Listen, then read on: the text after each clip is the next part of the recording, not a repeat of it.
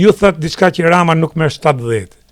Le ta supozojmë që nuk merr 70. Nuk e dim se pollët tregojnë në fakt asnjë poll nuk e jep mbi 50%. Mbi 50%, jam dakord. Në qoftë se Rama do të kishte nevojë për votat e nismës Shqipëria bëhet për të kriju qeverinë, a do t'i bashkoheshit? Jo. Jo. Ramës jo.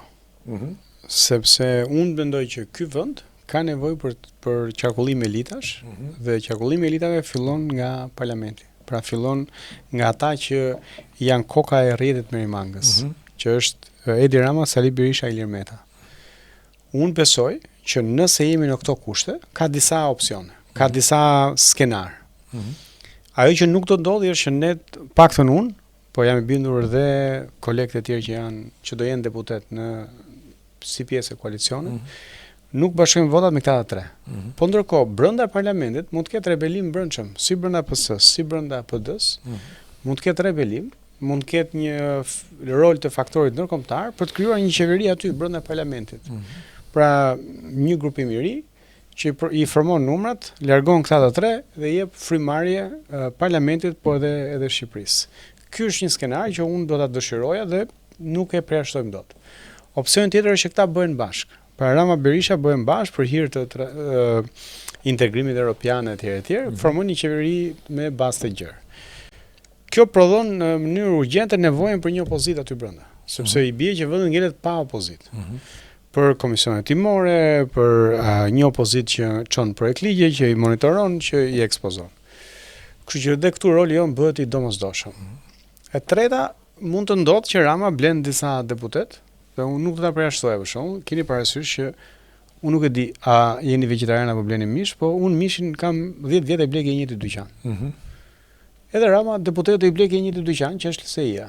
LSI-a ka një 20 vjet që shet mish. Ka 4 deputetë do t'i ketë garantuar ke lista e PD-s. Kush do skandalizohet nëse këto të 4 do t'i blej Rama? Skandalizohet një këtë vend? Do jetë në një gjë që ka ndodhur. Ndodh sistematikisht. Po ndodha në 2 zgjedhje të radhës. 17-21 ishte pikërisht LSI-a ajo që ndryshoi pushtetin. Po ndodh tani në Këshill Bashkiake. Pra, LSI-a ka 20 vjet që i merr votat me PD-n dhe ja çon PS-s, i merr PS-n ja çon PD-s. Kështu që mund ndodhi edhe kjo. Prap këtu do lind nevoja për një opozitë që shkon përtej Berishës, i cili kësaj radhe do ja fali me durët e veta 4 mandate Edi Ramës.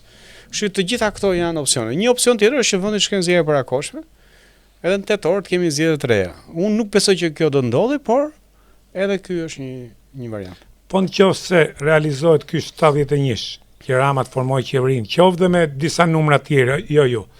Sipas polleve ju keni 6.7%. Që për kthyer mandate është e vështirë të japësh një numër sakt për shkak shpërndarjes votave. Në bindjen time, me aq se lexoj unë terrenin, ne jemi diku ke të paktën 10%. 10%. Pra një në 10 shqiptarë që do të votojnë, unë jam i bindur që do votojnë për koalicion.